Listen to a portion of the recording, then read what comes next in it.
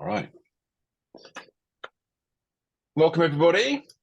Welcome. So we've got Michael Lloyd with us today. Michael is, or has been, or will be, and probably all three, Scrum Master and Agile Coach. He is the head of Global Agility at Honest Agile, and he's also, most relevantly for us today, the creator of Dysfunction Mapping. I spoke to Michael probably a few months ago now about what I'm doing, what we're doing, what he's doing. We've got a bit of a shared passion for trying to approach impediments to learning, to progress, greatness, mastery, both individually and organizationally. And I love what he's been doing and what he's continuing to do with dysfunction mapping. If you check out his website, he's got a lot of free resources on there. You'll probably see there's a quote on there that says, "Dysfunction is not a dirty word, it's an opportunity." And I really like that. It reminded me of Lisa Adkins, who said, impediments aren't in the way, they are the way. And I think that's really how I encourage people to look at their road to mastery. It's a continuous journey of growth and just tackling challenges and whatever dysfunctions come up along the way. So Michael runs public workshops on dysfunction mapping, and one of our licensed guides, Jamie Kriegel, will be co-hosting a couple coming up. So you can go on to that. You can hire him to run workshops with your team. And like I said, he's got some free resources on his site as well, dysfunctionmapping.com. But today he's here, he's giving us his time very kindly to share his insights on how you can use this tool, dysfunction mapping, to help uncover and then tackle and address dysfunctions within your teams and organizations. In terms of logistics, we've got an hour here, and Michael will be taking questions. So he would rather you either add them to the chat or raise a hand. He's got a little time box partway through where he's going to take some questions and at the end. But if you just add them into the chat, it's probably the easiest way, and then Ashlyn will coordinate them and collate them.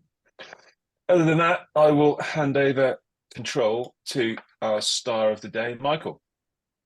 Awesome, thank you. So yeah, it's great to see you all here. I'm gonna do the usual Zoom thing of trying to share a screen and see if it actually works for everyone. So let's do this.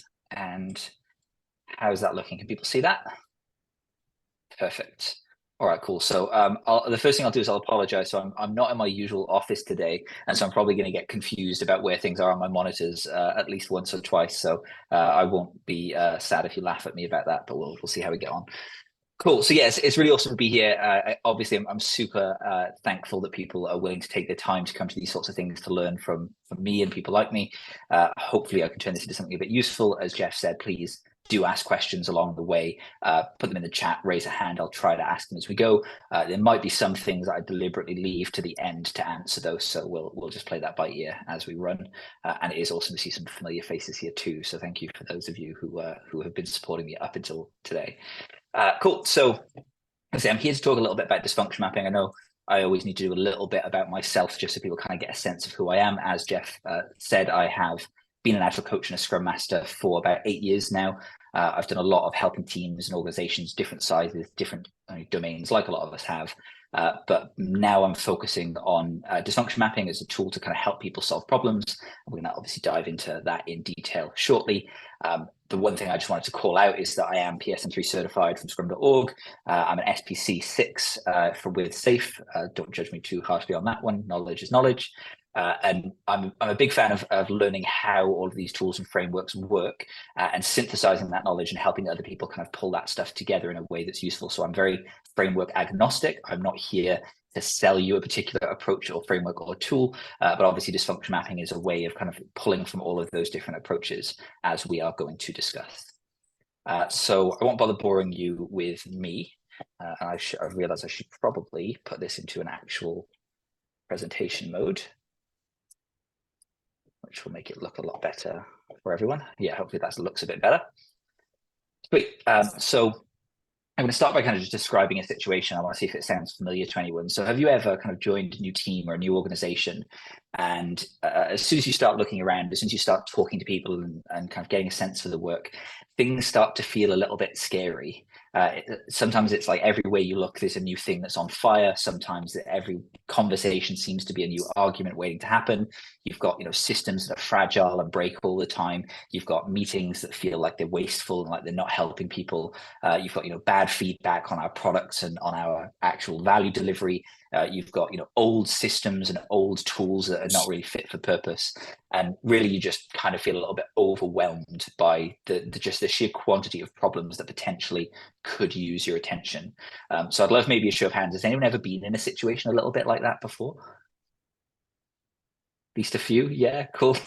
So it's interesting because I always kind of ask that question, and I would say maybe about 50% of people kind of nod and smile, which tells you kind of where the general level of practice is often at, and especially in big organizations, right? There's so much complexity in the world. There's so many things that can go wrong or that can at least be suboptimal, that it can leave us in a situation as people who are thinking about problem solving with a lot that we might need to try and address. And so that's led me thinking a lot about this question, right? Why do we get to this situation? What is it that makes this so hard? And there's a great quote here that I love, and I won't read it out. I'll just leave it on screen for you. But it reminds us that change can be really, really difficult because you don't just have to help people to understand the pain and the damage that's potentially being caused by the things that we're doing now. We also need to help them to understand the benefit or the value that is gained from changing. And both of those are really big tasks, right? That's a lot to ask, especially if you're an individual who's kind of accountable for these things in organizations that maybe don't have a robust Kaizen or continuous improvement mindset. And so if you're brought in as a scrum master or an agile coach, and it sometimes feels like you're alone in solving these problems, there's just a lot of work there, right? A lot of stuff that we have to unpack. And so that's what's gotten me thinking about this a lot. So I'm going to be honest, when I started as a scrum master, I was kind of rubbish. I wasn't very good at it. I did a 2-day scrum course. I read a bunch of theory. I was given the chance to be a scrum master for a team, and I didn't really understand what was going on. And I thought my job was to implement Scrum, right? And that, it turns out, doesn't necessarily help things improve that much.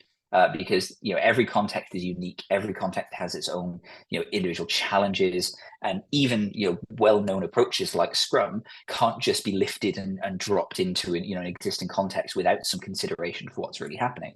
And so the pattern I fell into was that I was just trying to enforce the rules of Scrum and wondering why things weren't getting better. And it took me a while to figure out how to get through this. And what I sort of realized, reflected upon after many, many years of inspecting and adapting, trying and failing, was that our industry often is actually a bit rubbish at helping people like us, because there's a lot of support out there if you want, a 2-day introduction to Scrum course, but there are not many places where you can get a robust long-term learning opportunity that really helps you grow onto that path to mastery. And in fact, one of the reasons I'm here today is because I'm obviously a big fan of the work that Jeff and others are doing with the mastery pathway that really does try to solve that problem. But most of us have probably experienced this situation of, we did a 2-day course and now that's it. We're thrown into an organization and we're trying to learn as we go. And there's a lot to untangle there. So as I learned over the years, I got to thinking, well, what is it exactly that I've learned? What are those specific things that have helped me go from, struggling to help teams to improve and transition into, now I think I'm a relatively effective change practitioner, someone that can help people get better. And this led to the light bulb moment for me, right? It's like, well, what if this was actually a structure that you could teach? What if the way that I've learned to solve problems in small incremental way is something that I could help other people learn, so that instead of having to go through years of trial and error like I did, there's maybe a slightly quicker path. I'm not going to pretend it's an overnight path, but perhaps it's something a little bit easier and more structured to follow. And like I say, I'm not here to tell you about a single fixed solution to problem solving, but I think maybe there's some stuff that I've learned that might be helpful to you. So that essentially is what dysfunction mapping is all about. So what you can see on screen here is just a little screenshot of an example of a dysfunction map. And there's nothing magic here. It's basically stickies on a whiteboard, right? It's the sort of approach that you've probably used in other places, but it's custom designed and built to kind of go through the problem-solving approach that we Scrum Masters and Agile coaches have probably gone through before. It's just in a structured way. So the first thing that might confuse you is that it actually starts on the right-hand side with this column called symptoms, and then it flows over to the left through to measures.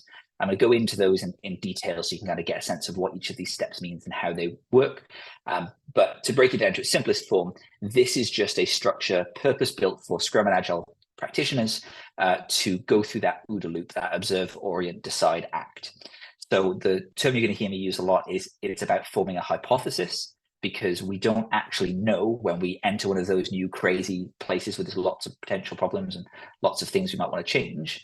We don't necessarily know that the things that we want to do or planning to do are going to create positive outcomes. So what we need is a hypothesis, a small experiment, something that we can test, something that we can put into action in a concrete way, and then some things that we can measure to see if we get the outcomes that we're expecting, and then treat that as an ongoing learning activity so that we're constantly getting a better and more robust view of our system that we're working in, our organization, and our teams.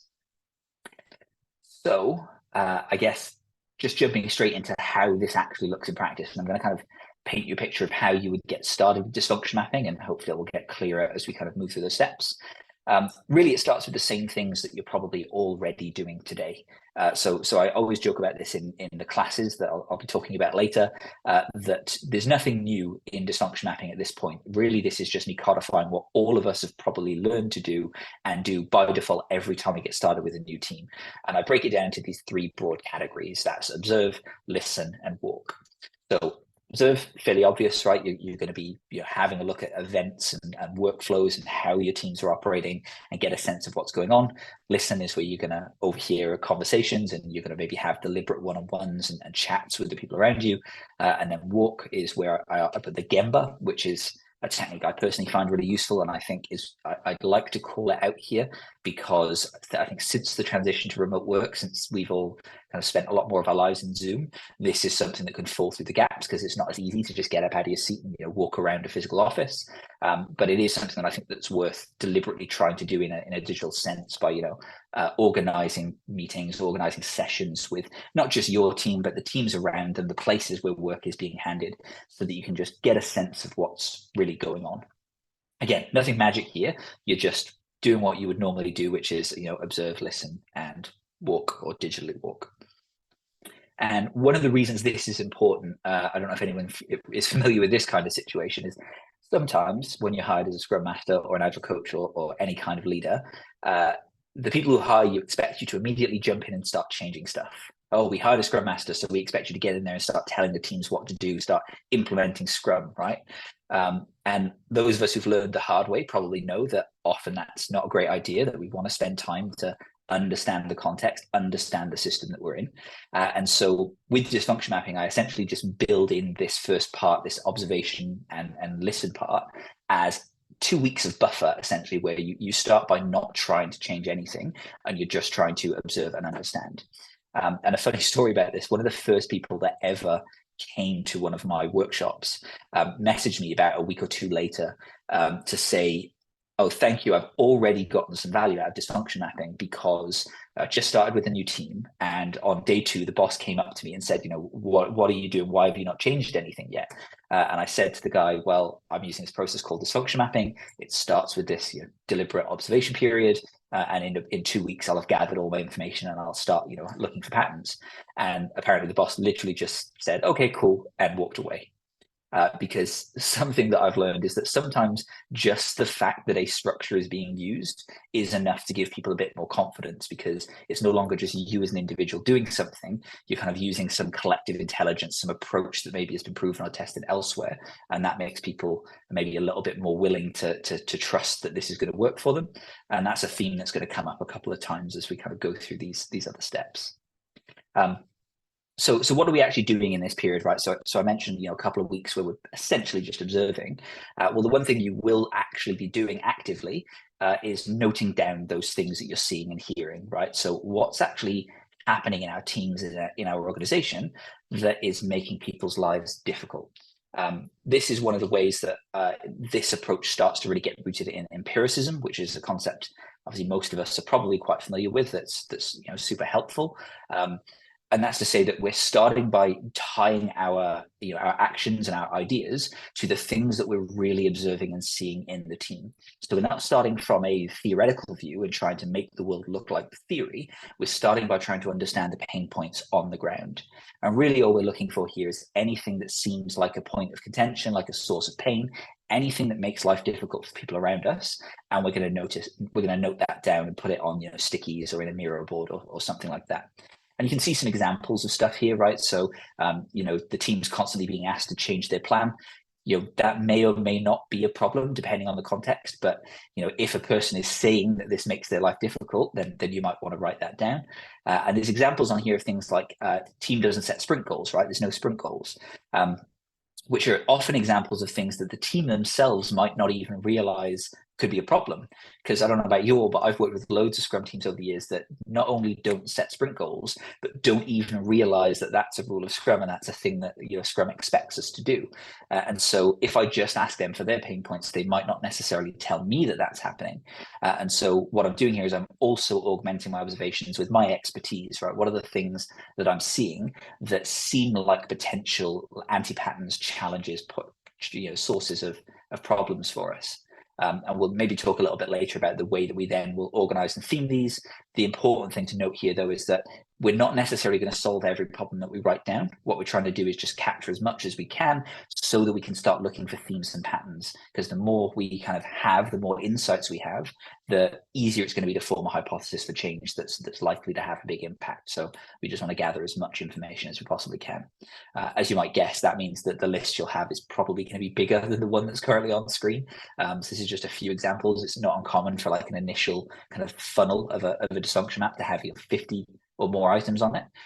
But you will usually get to a point where things start to repeat themselves and you see a lot of the same thing coming up over and over again. So, how you manage that is potentially, for you to decide.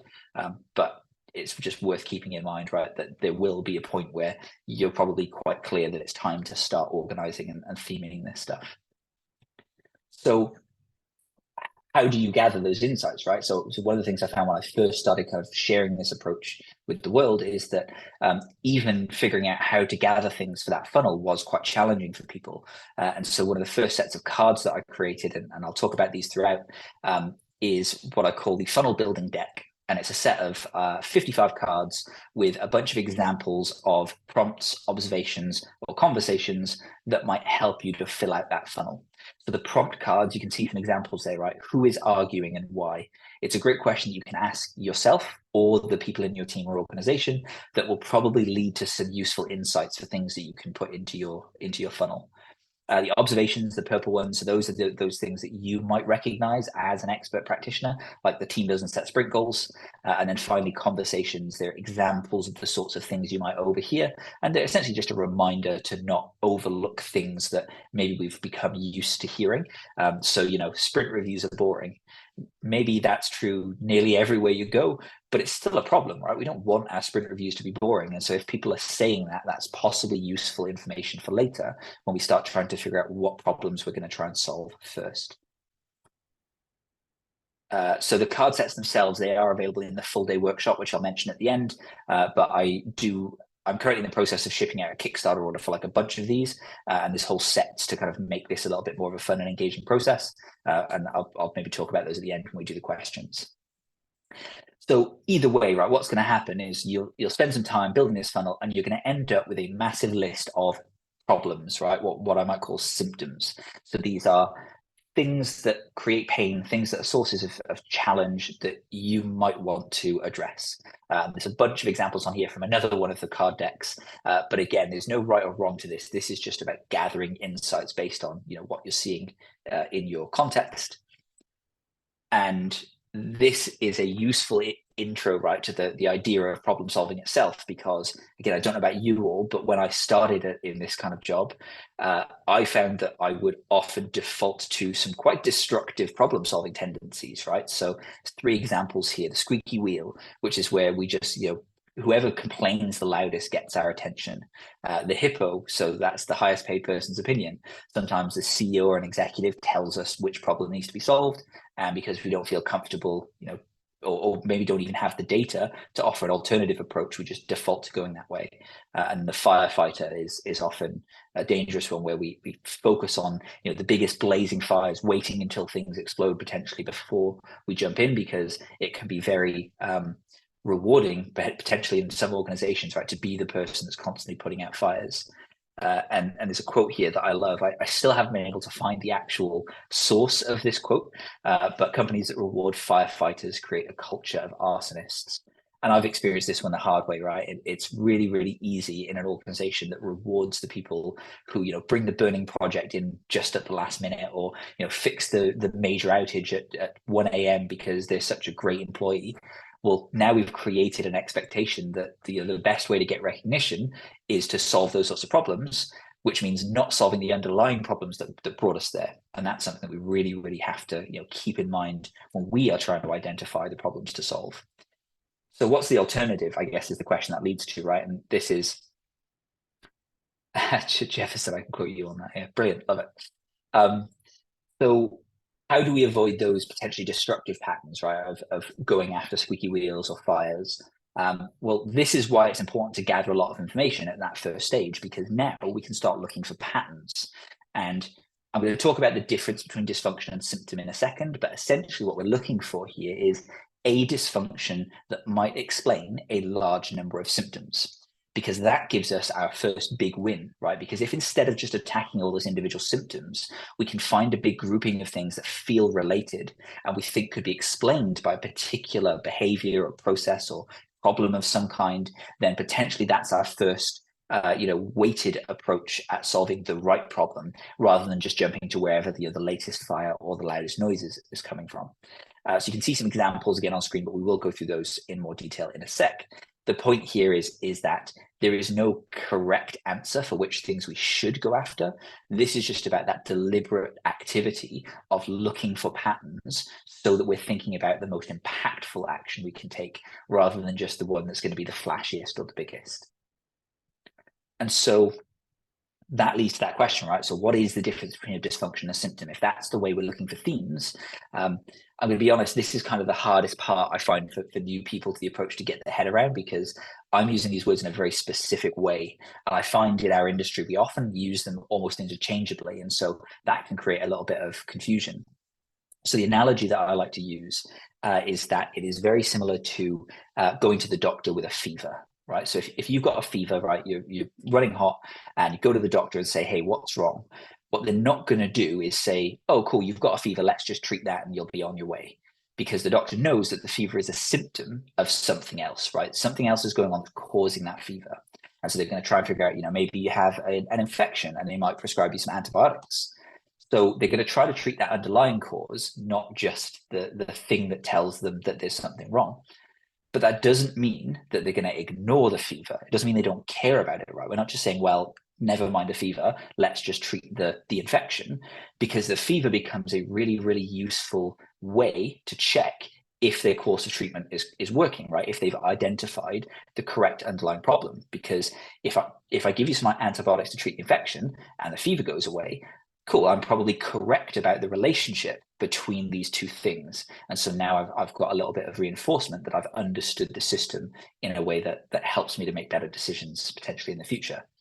And so again, in the context of our world, right, product delivery, agile scrum teams, what you're usually going to see is symptoms that represent the negative outcomes that we can observe in our teams, from, like team churn and, low feedback scores, people being unhappy, people in conflict. There's lots of things that you might see that tell you there is probably an underlying problem, but that on its own is probably not the thing that you want to go after. You want to figure out, well, what is it that I could, solve? What's the underlying condition here that might result in some of those symptoms going away? And that's the pattern, that's the theme that we're trying to look for. And again, I want to stress there is no correct way to connect dysfunctions and themes. That's always going to be a little bit, dysfunctions and symptoms. There's always going to be a little bit of a fuzzy line, but it's about the idea of thinking that through and actually asking yourself, how can I explain this does this form a reasonable hypothesis that will start to get you some really good insights and lead you towards potentially an action that you can take, which is what we really want to build towards. And so just again, to throw some examples on here, right? So as part of the workshop and the card decks that are available, I've got a deck of 150 Scrum dysfunction cards. And so if you're someone like me that's really boring and has no life, you could sit and read the Scrum guide, and every time the Scrum guide provides, a rule or a thing that you should do to follow Scrum, you could flip that on its head and call its absence a dysfunction. And that's essentially what we're doing in this context, right? And you'd be amazed that even in a lightweight 13-page document like the Scrum guide, 150 cards you can generate of all the different things that it suggests. There's a lot there. And all of those are potentially dysfunctions, right? Because if we're breaking a rule of Scrum and we're a Scrum team, it makes sense that that could lead to some negative outcomes. So that's the hypothesis we're forming is, well, hey, maybe if we didn't have multiple backlogs, all these problems over here about the team struggling with focus and constantly being pushed in different directions and being overworked, right? Maybe those things might go away. And again, it's a hypothesis. We're just saying, I think these things might be connected, and now I can go away and do an action and see what happens. And obviously the thing that connects to is these symptoms, which again, you've just seen some of the symptom cards, but the real thing that separates a dysfunction from a symptom is that a symptom is an observable negative outcome, right? It's something that we can probably say is not good. We all would agree that we don't like that these things are happening, and it's connected to a dysfunction that we've identified. And again, just want to make clear, there are different people that might call one thing a dysfunction or one thing a symptom. There's not a correct approach to this. This is about forming that hypothesis. But I think the simplest way that I've managed to boil this down for people is that a thing is a dysfunction because we believe it causes our negative symptoms. Because what we don't want to do is start saying, oh, well, because we're breaking this rule of Scrum, therefore we have to follow this rule of Scrum. And then we just become the Scrum police. Instead, we want to try and say, well, what are the negative outcomes are we seeing? And which of the rules of Scrum do we think could be leveraged to help solve that problem? And that now gives us a much more deliberate way to introduce concepts to our teams that will hopefully make their lives a little bit better. And again, I want to just really, really stress this point because it's important to me that people don't misunderstand what I'm saying here, is when we're working in a complex system, there is no correct way to connect these different elements. There's a tapestry of connected themes, and different people at different times might connect them in different ways. And I have seen people now using dysfunction mapping, looking at the same system, both come up with completely different connections and completely different hypotheses, and still they can both go away, take action, and get a positive outcome. Because that's the nature of complexity, right? There's no one right answer. The question is not what's the right thing to solve. It's just, can I hypothesize something empirically by observing and then testing that and seeing what happens? And so when we connect those things, when we kind of talk it through with people, and that's what we might mention again later, but this is not something you should do by yourself. This is a collaborative exercise. You would gather insights from your team, from the people around you, from other Scrum Masters. We're not looking for a single correct answer. We're just looking for that hypothesis. And you might notice as I kind of move through these slides that those little colored dots on the image are changing. And this is just my way of kind of representing the concept here, right? Which is that these symptoms and these dysfunctions can be connected in multiple ways. And that's fine. We're not looking for the right. We're just looking for an action that we can test. As Saruchi just asked what the best ways to explain the meaning and the benefits of dysfunction mapping. I think there's a good point at the end where we might revisit that question, because I'm going to talk a little bit about the value you can get from this. But just to be clear again, the purpose of all this is about coming up with something that gives us an action that we can then inspect and then adapt based on what we learned. Very empirical, right? Very Scrum-like, you might say. So it's just a hypothesis. So when I'm connecting the dysfunction of product owner doesn't attend sprint planning to these symptoms that say things like we have lots of unfinished work and new work's constantly pushed mid-sprint and we show unfinished work and daily Scrum overruns every day, I'm not saying that all of those things are definitely connected. I'm just hypothesizing that maybe if I could get the product owner to attend sprint planning, perhaps those symptoms might go away. And that gives me something that I can then work towards testing. And then again, importantly, that potentially gives us multiple symptoms that we're solving, multiple empirical observable improvements on one relatively small action or small solution. And we'll get into a minute about how we even make that an even simpler kind of step to change. So another thing just to add here, because I want to make super clear, is I talk about Scrum a lot. I've got a lot of experience with Scrum teams, but dysfunction mapping isn't really built specifically for Scrum. It's built for any kind of complex adaptive system with teams that are building products or just trying to solve problems. And so Scrum is an easy way for me to talk to you all about what dysfunctions and symptoms look like, because you're all probably pretty familiar with Scrum. But actually, Agile as a concept is much bigger than that, right? You've got the mindset, you've got the values and the principles, all of which could be used as lenses of dysfunction in and of themselves, right? So, for example, anytime that we're putting individuals and interactions behind processes and tools, we could call that a dysfunction, and maybe that's a problem we want to solve. Anytime that we are not thinking about simplicity and not maximizing the work not done, well, then that could be a dysfunction and could be a problem that we want to solve. But equally, there's all these other practices that exist out in the real world, right? So it's not just Scrum, there's Kanban, there's scaling mechanisms, there's DevOps, there's XP, and probably a bunch of other things that are not even necessarily that well defined, but that we could pull in as potential lenses of dysfunction, where we say, hey, we're not doing this thing, and I think it could be a reason that we see some of these negative outcomes, and that gives us our testable hypothesis.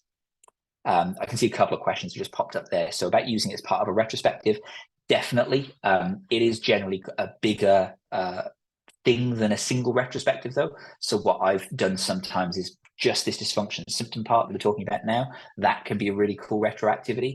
You can also revisit dysfunction maps over time with the team in retrospectives, or just use retrospectives to gather insights to go on your dysfunction maps can be a really handy tool as well.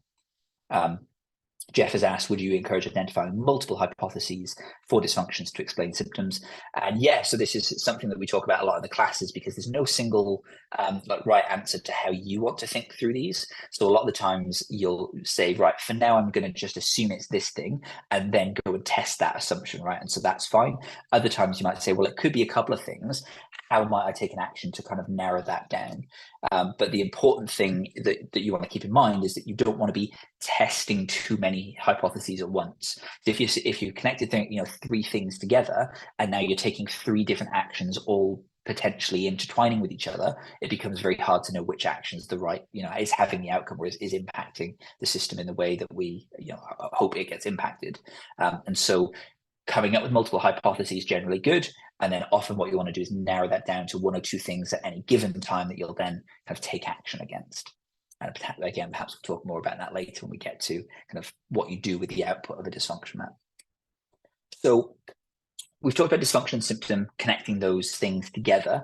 The next step is a really important one. I would say the most important element of dysfunction mapping, and that's called purpose. And I'm going to do something that you should never do, which I'm going to quote myself. This is something I say in all of my workshops. Effective coaching comes from helping people to understand purpose, not from enforcing rules. And this is something that's really deeply important to me, because I've made this mistake in the past. And I mentioned it earlier, right? It's about becoming the Scrum police. It's really easy when you've identified a potential dysfunction, like, for example, the team doesn't set sprint goals, to now think that my job is just to implement sprint goals and make the team do that thing, right? Which is not what I'm here for as a Scrum Master or a coach. And so the question is, well, how do we transition away from that way of thinking and turn our dysfunction into something a bit more open, a little bit more collaborative? And that's what purpose is all about, right? And so another challenge, and we'll tie these together in a sec, is often when you go to a person with a solution to a problem, they can get a bit upset, because they're usually quite smart and capable people. They've got their own thoughts and ideas about how to change. And coming up to someone saying, well, you should just set sprint goals, often that turns into a little bit of, well, maybe I've already thought of that, or maybe I think that's stupid. Maybe we've tried that before. Maybe there's reasons we're not doing that. And so coming with a solution can often lead to a little bit of disagreement, let's say. So again, we want to avoid just going with our idea of what the solution is. And we want to instead think about, well, how can we help the underlying purpose here to be understood? And so this step that I call the most important step of dysfunction mapping is basically just by looking at your dysfunction, the thing that you've identified as missing, and asking a question, why does this practice or principle or value exist? What is its purpose? And this is about making sure that we as practitioners understand those rules. And so that we're not just trying to enforce them, we can instead help people along on that journey and basically make them advocates of that change as well, right? So for example, if the team doesn't set a sprint goal, I'm going to sit and really ask myself, right, do I understand why Scrum says that we should set a single sprint goal? And I'll think that through. I might talk it through with people. I might go back and forth with some other experts, make sure I really understand it. I might even just take some time to reread the Scrum guide or some supporting literature. But I'm really going to make sure I get, why this thing exists. And then I'm going to write a little purpose statement to sum up what I've thought about. So here you can see one that says, a single sprint goal provides focus and enables rapid decisions. And these purpose statements, I often talk about them being similar to user stories in the context of, they're placeholders for conversations. You shouldn't expect to just be able to hand that little sentence to someone and have them understand. But this is a summary of that thinking you've done and that conversation so that you can help, get people up to speed in future. Because if, someone's away on the day that the team agrees to do an experiment with sprint goals, you want to be able to bring them back on board without just saying, hey, we are setting sprint goals now. We want to talk about, well, what do we gain from that? And often that's going to actually tie back to our symptoms that we identified in the first case, right? Because those were things our team actually cared about. And so we're tying our actions to things that make their life difficult that we hope to improve. So on the dysfunction map, as we flow from right to left, this is where it goes essentially, right? So we've got symptom connects through to dysfunction, and then dysfunction becomes purpose. And we're putting something on here that reminds us of the action that we're trying to take and why. And in this case, a single sprint goal provides focus and enables rapid decisions, connects through to our dysfunction, and more importantly, to those symptoms. And we're saying essentially that we believe if that purpose were to be fulfilled, that those symptoms might go away. That's the extension of our hypothesis that we want to test. And another question I can see, for transparency, where do you suggest the observations funnel are accessible or visible to everyone, like all team members? So this is a really good question. I talk about this a lot in the class because without going too much down a rabbit hole, I will broadly categorize organizations in one of two camps. And those are essentially high psychological safety and low psychological safety. If you're in an organization with high psychological safety, I would make this dysfunction map as transparent as you possibly can, right? If it's safe to talk about the problems that we're experiencing, the challenges that the team have, where we think we might be deviating from practices or processes that would help us, that's worth making visible. That said, I have been in organizations, and I know a lot of other people are in organizations, where even the word dysfunction might get you in trouble. And certainly we're talking openly about some of the problems that we're seeing might land people in hot water. And in fact, one of my first missteps when I was using this process myself was sharing this too openly and having a manager come to me and saying, who said that? Because I don't like that and I want to go and talk to that person. And I had to really almost put my job on the line to push back and say, I'm not going to tell you who said that, right? So this is something you have to think about in your context. I would say the one thing to be aware of or to be careful of is not to allow this to be a process that you just do entirely by yourself behind closed doors, because that's just a recipe for disaster, right? Bias is just always going to creep in. You want to get other people's opinions and ideas, but the degree to which you can do that is going to vary based on your context. So just think carefully about that. And so this is why we're thinking about purpose though, right? So while I personally don't have a problem with the word dysfunction, and in fact, I'll often joke to people when they come to me and they say, I want to use dysfunction mapping, but I'm worried that my managers might get mad at seeing us talk about dysfunctions. It's like, well, congratulations, you just found your first dysfunction, right? We lack openness, we lack transparency. That's a problem we want to solve. But still, we don't want to get hung up just on talking about the negative. And the purpose of this is not just to talk about the negative, it's to transform that into positive, into, well, why do we care about changing? What do we gain by doing something different? And that's why we link dysfunction into purpose, because it essentially changes our mindset right into that positive worldview and gives us an action we can take that's rooted in positivity and change, rather than just the negativity of things that are not going the way we would like them to go. So This then acts as an input, right? Because if we're now thinking about, well, I want to take an action, I need to test my hypothesis, I need to figure out what I'm going to do. And the purpose statement is a really, really great way to quickly get to something you can do as a practitioner. So I've called out this one here that says a single sprint goal provides focus and enables rapid decisions. And instead of just saying, right, what do I need to do to make the team use sprint goals? Instead, I ask the question, what's an action I can take that would help that purpose to be understood or fulfilled, to help them understand the value of focus and the value of rapid decision making? And maybe sprint goals is, setting sprint goals is the answer, or maybe actually the team can come up with their own approach to improving focus and decision making, in which case, now we're no longer just talking about process and theory, we're using values and principles to talk about a way forward, which is a much better place to be as a scrum master or an agile coach.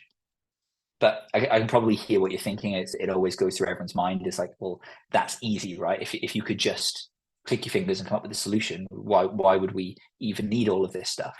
But that's what we need to do in our dysfunction app, right? So we're working from the right to the left. We're thinking, we've identified symptoms, we've identified a potential dysfunction and a purpose. Now we need to come up with an action that I can take as a potential solution, although I should be clear that it is still a solution hypothesis, right? We're still hypothesizing that this might make an impact. And for that, we need to potentially have a lot of thinking lenses that we can bring to this problem. And so this is another place where some more of these cards come in. And this is actually the first card deck that I created, I think, when I started with the workshop, because this was the part I knew people needed the most help with.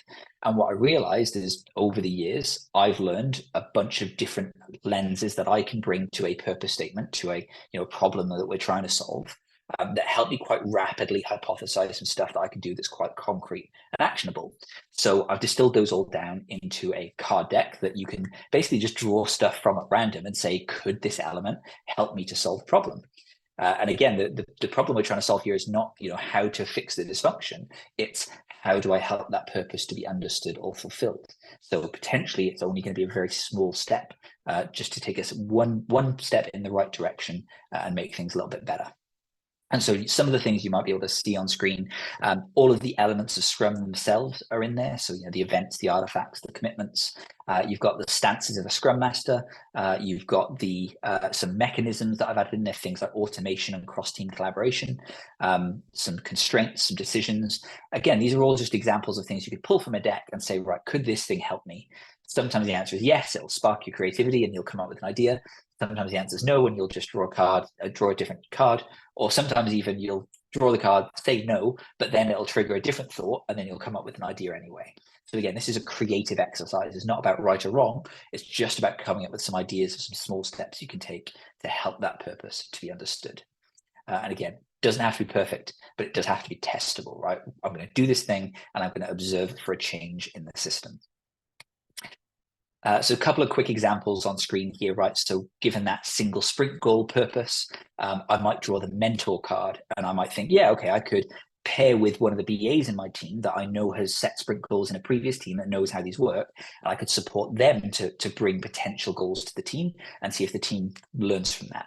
I could draw the respect card and think, oh yeah, actually, potentially it's the stakeholders that don't realize they're doing something wrong by constantly pushing work onto the team that's not aligned to a goal. So maybe I could talk to them and help them understand the value of focusing on single goals. Or I might pull the sprint planning card, and it's as simple as saying, oh yeah, I could just start asking every time we do sprint planning, what should our goal be this sprint? And just as a hypothesis, see if that results in a change in our system. So very small actions that give us something that we can test. And so you see how this starts to form that hypothesis now, right? I believe that if I perform this action, this purpose will be understood. If the purpose is understood, the dysfunction might go away.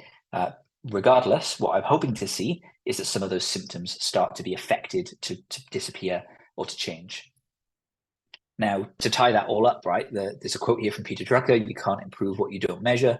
I do sometimes get into arguments about this because there are some people that do insist, well, actually, you can improve things that you don't measure, which, to be fair, is probably true. But the question is, how on earth do you know that your action is in any way related to the change, right, if you're not deliberately measuring stuff?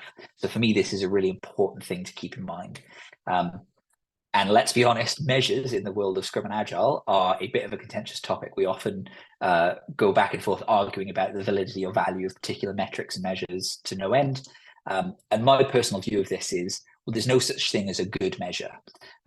What you can do, though, is think about a combination of measures, because one measure on its own potentially is a problem.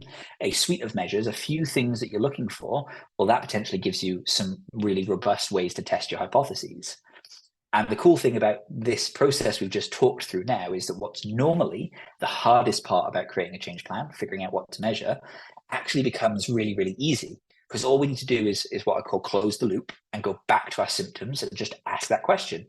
How would I measure a change against that symptom, the thing that the team cares about, that they mentioned to me in the first place, that's the reason that we're doing all this? And you can think about hard and soft measures, a combination of measures to figure out, well, what would I be looking for to see if this symptom changed? And you can see some examples of that on screen. But again, as you might guess, to kind of make this a bit easier for people, I've got a measures deck that I provide that gives a combination of what I call soft and hard measures, what you might call qualitative and quantitative, but a little bit fuzzier than that. Again, these are cards you can pull at random and apply to a symptom and say, would this help me look for a change in this thing? And some of these are really, really simple, right? The things that I've learned that give me 80% of the value I need of a measure without ever needing a complex Jira dashboard or complicated tool, and often that I can just do with a pen and paper. So there's things that are like surveys, right? As simple as just asking the team at a regular cadence how they feel about a problem. The daily checklist, this is one I've used in the past to see about whether the team is talking about their sprint goal at the daily scrum. I'm going to sit there with Monday, Tuesday, Wednesday, Thursday, Friday written on a piece of paper. And if the team mentions the sprint goal, green tick. If they don't, red cross. And this isn't a metric that anyone particularly cares about gaming. It might not even be particularly visible to people, but it's a good signal to me if I'm taking a coaching action aimed at the team understanding the value of focus and of a sprint goal, that if I start seeing more green ticks over time, that probably I'm having a bit of an impact. Again, that one measure on its own, probably a little bit, sketchy, but if I'm also measuring 3 or 4 other things, well, now I've actually got a really, really good sense of whether or not my actions are taking us in the direction we want to go. And so there's things on here like time since and running total that are really easy ways to gather quick metrics. But you've also got harder metrics in there like cycle time, like quality measures, right? Work in progress that are great when they make sense. And the point here again is that it's not a single correct measure. It's just about making sure you've got a few things that you can look for and look at to see if your actions are impacting the way you want it to impact. So there's a couple of examples you can hopefully see on screen here. I'm going to quickly run through these and then make sure that we've got time for questions. But this example, we talked a little bit about a single sprint goal provides focus and enables rapid decisions. I'm going to run a sprint goal workshop and I'm going to bring data to the retro to show the team the impact that context switching is having on their ability to get stuff done. Both really, really small actions that I can take. And I'm going to be looking for a change against those symptoms and see, do we start to see fewer work items rolling over? Do the team discuss the sprint goal more often in the daily scrum? Do work items go backwards less often? And do we have fewer work items being added to the sprint that don't relate to the sprint goal? But with that whole set of measures, I've now got a really easy way to check my hypothesis and say, right, if I run this workshop, if I bring that data, have I affected the system in the way that I thought I would? And I've now learned something. And I can go back and I can either, now that I've been reinforced, I can maybe take another action, or if things haven't changed in the way I expected, maybe I've learned something new and I can have another go at forming that hypothesis. And so another example here, right, a single source of work prevents multitasking and noise. So I might run a backlog building workshop with the product owner and the team, and I might start coaching the stakeholders to prevent them, ignoring the backlog and pushing work to the teams when they shouldn't.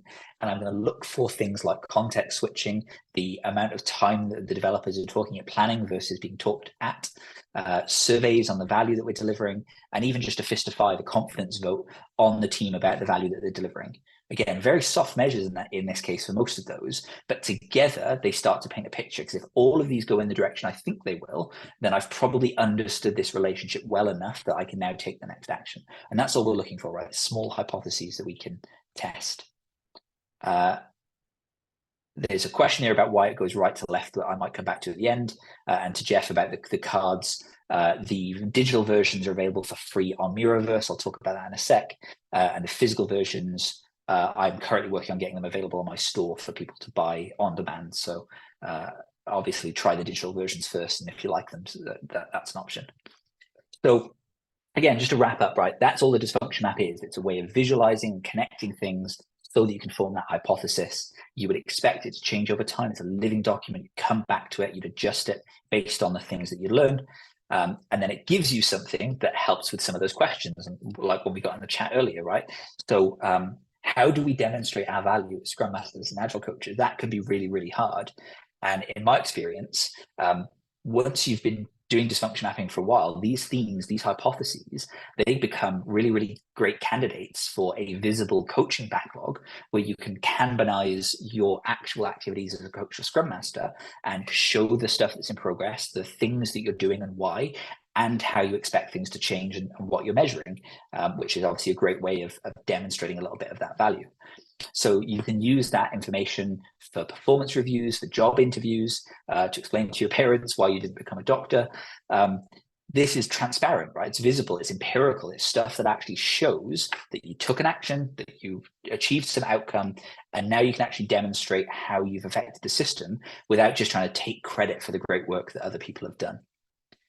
So I know I'm running low on time, so I'll kind of jump to the conclusion there, which is just to say, this is a very simple approach to connecting ideas, right? You don't have to use it in the exact way that I've described it today. I would love it if you play with it and tweak it in to make it your own. But the one thing that you should really keep in mind is that this is an iterative process. Creating the dysfunction map is the easy part. Going out and testing those hypotheses, that's the part that you really want to spend your effort on. And just the last thing, because there's a quote here, I don't know if anyone would know who John Knoll is, but he works at Industrial Light and Magic, people who do all the CG for the Star Wars movies. And I think he knows more than anyone about the way that tools can be abused. If there's any Star Wars nerds here, you probably know what I'm talking about. It's really important to me that you don't see dysfunction mapping as a fixed process or something you have to use to create right or wrong answers. This is just an aid for your creativity so you can form a hypothesis. I don't want you to just start throwing this at the wall and saying because it looks pretty, therefore it's right. You really need to test your ideas. So on that note, I'll wrap up with just note that I do run full workshops on how to do this, right? Where we get into it, do it in activities in breakout groups, use the cards and use example symptoms to form dysfunction maps. If that sounds interesting to you, I've got 2 of those coming up.